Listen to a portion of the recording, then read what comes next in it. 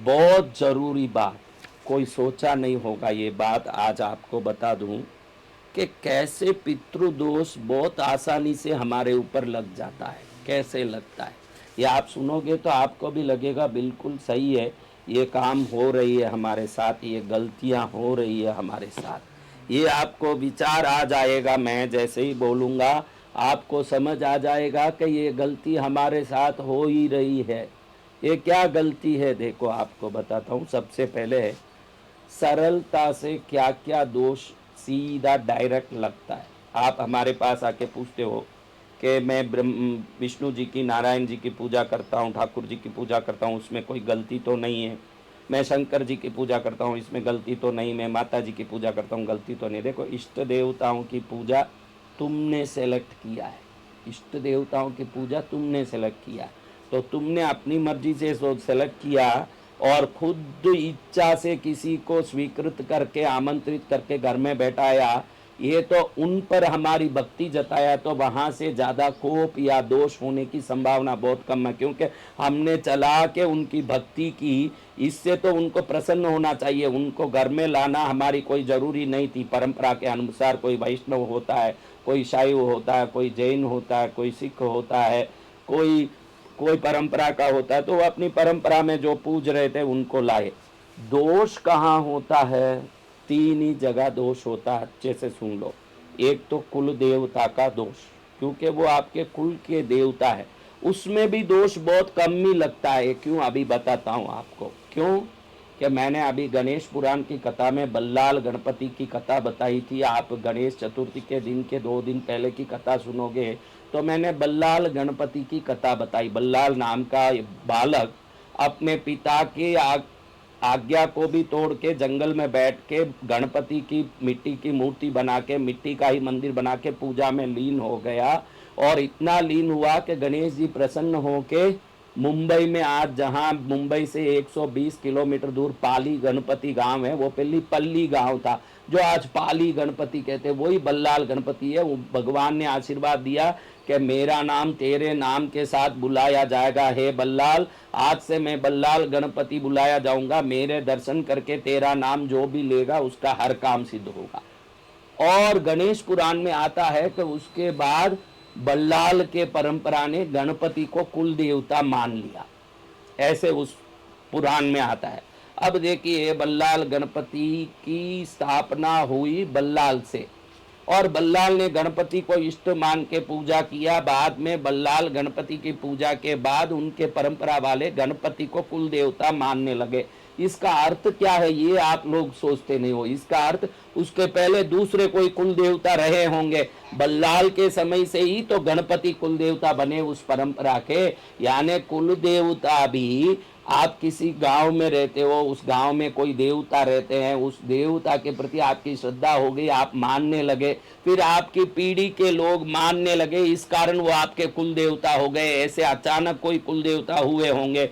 बल्लाल जैसे कोई किसी इष्ट पर भक्ति आ गई, भक्ति आने के कारण वो उनको कुल देवता मानने लगे। ऐसे भी कुल देवता हो सकते, किसी ग्राम में रहने के कारण, किसी नगर में रहने के कारण, किसी क्षेत्र में रहने के कारण हमारा मन उनमें लग गया, इस कारण किसी कारण से कुल देवता बना लिया हमने। बाद में हमारी पीढ़ियां, हमने माना, इसलिए वो भी मानते मानते धीरे धीरे उनको कुल देवता ही बना दिए। पहले तो वो इष्ट देवता थे, और वो इष्ट देवता की पूजा करते करते धीरे धीरे वो कुल देवता बन गए। ऐसे कुल देवता भी अचानक बीच में से आए हुए हो सकते हैं, लेकिन पितृ अचानक बीच में से आए हुए नहीं हो सकते। वो आपके परदादा, अचानक किसी को मैंने बाप मान लिया, आप नहीं मान सकते।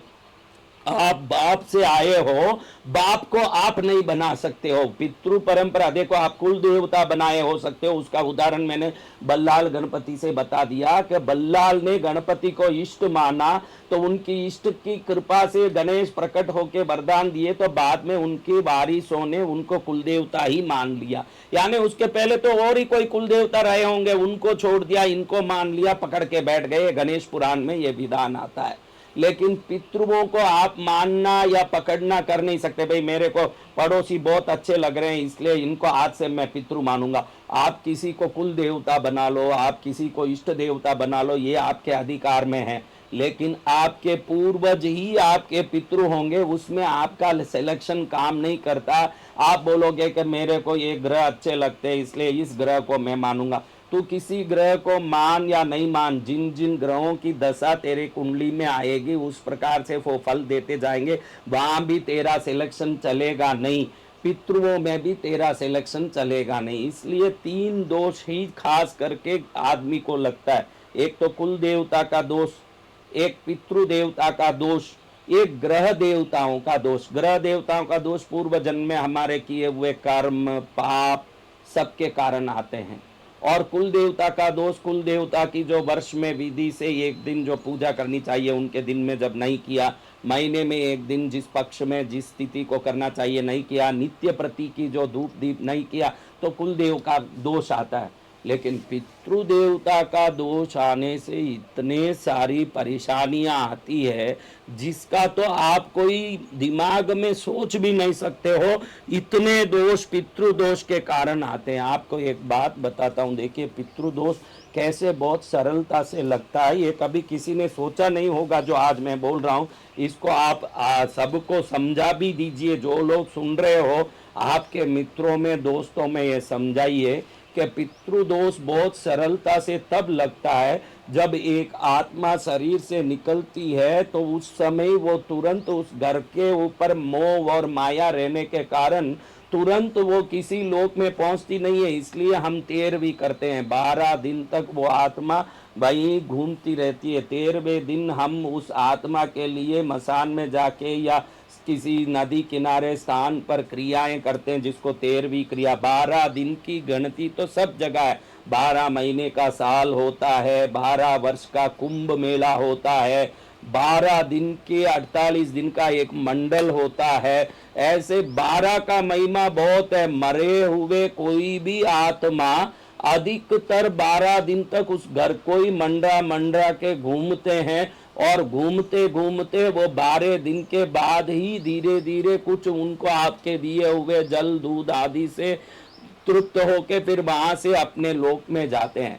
अब इधर पितृदोष कहाँ लगता है, जब कोई आपके बुजुर्ग मर गए, माता पिता दादा दादी कोई मरे पड़े हैं, उनकी आत्मा वहीं घूम रही है और लोग परिवार वाले वहीं उस मुर्दे के सामने धन के लिए पैसे के लिए वहाँ की संपत्ति के लिए झगड़ना जब शुरू करते हैं, उसी समय वो आत्मा दुखी हो जाती है कि भाई मैं यहाँ मुर्दे के रूप में पड़ा ही हूँ और मैं पड़े पड़े यहाँ मुर्दे के रूप में मन में सोच रहा हूँ कि मेरे परिवार वाले कितने दुखी होंगे। दुखी होना तो दूर, शांत होना तो दूर, मेरे प्रति चिंतन करना तो दूर, मुझे छोड़ के ये लोग संपत्ति के पीछे झगड़ा कर रहे हैं। तो ये संपत्ति इनके हाथ नहीं लगना चाहिए, इनके घर में क्लेश होनी चाहिए, परेशानी होनी चाहिए, इनके घर में दुख होना चाहिए, इनके घर में पीड़ा होनी चाहिए। ऐसे वो मन से वहीं जब आत्मा के रूप में घूम रहे हैं श्राप दे देते हैं। ये भयंकर श्राप लगता है, ये भयंकर श्राप घरों को ऐसे परेशान करता है, क्योंकि आज 100 घर में 70 घरों में जैसे ही मुर्दा पड़ा है किसको क्या मिलेगा ये हिसाब किताब चालू हो जाता है, और वहीं आप बातें शुरू हो जाती है।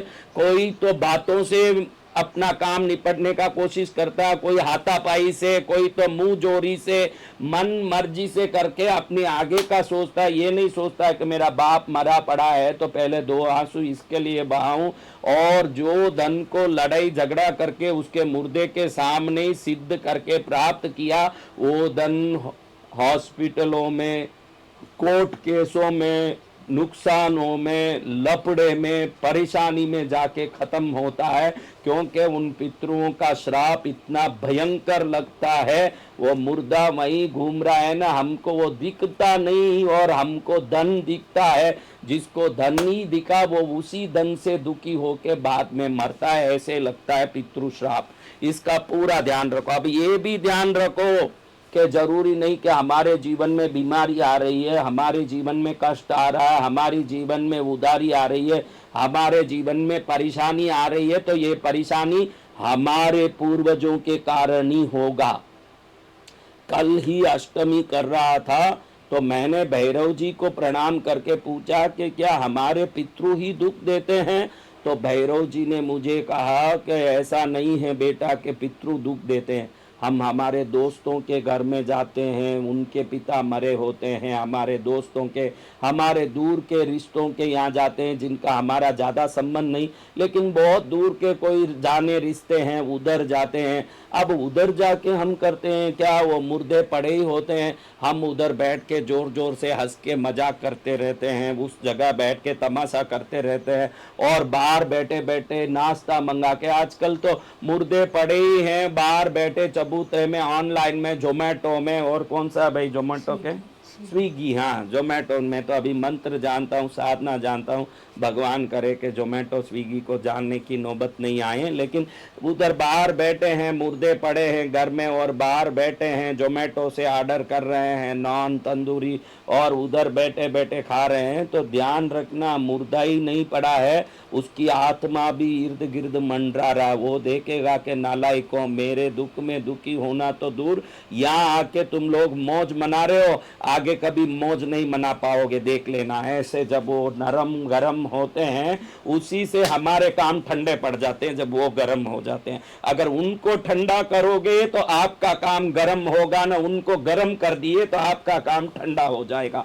ये गारंटी का बात है। इसलिए जरूरी नहीं कि पितृदोष में, पितृ श्राप में दादाजी ने श्राप दिया होगा। आपके किसी दोस्त के घर आप गए हो, वहां बैठे बैठे दोस्त को कहा हो खा लो भाई खा लो, भूखे हो, कोई घर में कोई रिश्तेदार भूखा बैठा हो तो उसको खिलाने की जिम्मेदारी आपकी नहीं है। आप उसको कहना नहीं चाहिए कि अरे कब तक भूखा रहेगा, नाश्ता कर लो, क्योंकि आप कराने वाले नाश्ता, आप सोचते हो कि मेरा दोस्त भूखा है उसको थोड़ा खिला दूं, लेकिन आपको मालूम नहीं है कि उनके पूर्वज जो मुर्दे के रूप में पड़े हैं, उनकी आत्मा देख रही है कि ये मेरे जाने के बाद तड़प रहा है कि क्या कर रहा है। अगर आपने उसके शरीर की चिंता करके, मित्र की भूख की चिंता करके खिलाया पिलाया, तो वो लोग आप पर नाराज होंगे कि ये नालायक आया और इसको मेरा काम छोड़वा के उसको उसकी शुश्रूषा करवाने में लगा है, इस नालायक को भी मैं देख लूंगा।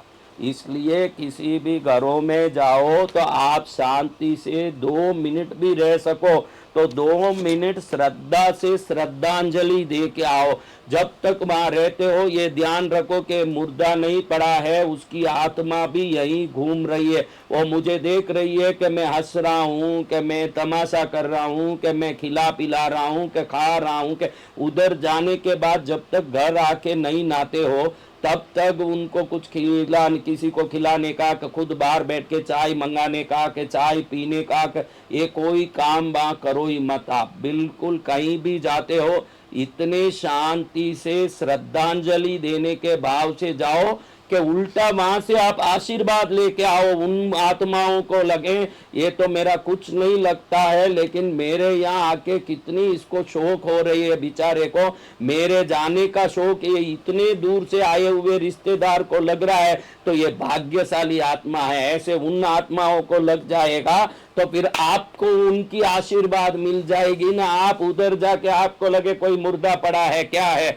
मजा लूंगा यहाँ बैठ के। कोई भी एक भी आज मशान तक जाता है तो अभी गुपचुप नहीं जाता, वहां जाके जोक्स मारना, मजाक करना, वहां मुर्दा जली रहा, वहां बैठ के मोबाइल में बैठ के बीड़ी जलाई ले, गाना सुनना, ये सब करके घर आओगे फिर होगा बंटाधार, फिर कल्याण ही कल्याण होगा।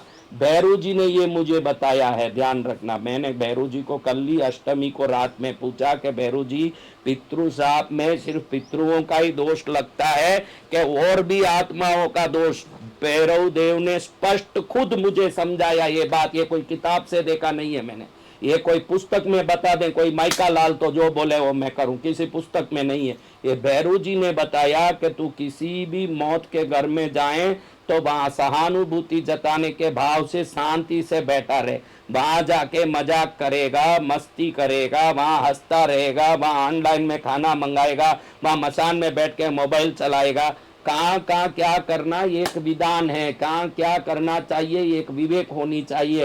वहां भी मोबाइल में बैठे बैठे देखेगा, अरे तिरुपति के प्रसाद में तो मिलावट हो ही चुका है, लेकिन उसकी पंचायती जाके तू मसानों में बैठते करेगा तो वो पूर्वज नाराज होंगे कि भाई ये मेरा ध्यान देने नहीं दुनिया की पंचायती करने आया है। फिर जो दुख होगा वो आपने खुद अनजाने में झेला हुआ दुख होगा। इसीलिए किसी भी दोस्त के घर में, किसी रिश्तेदार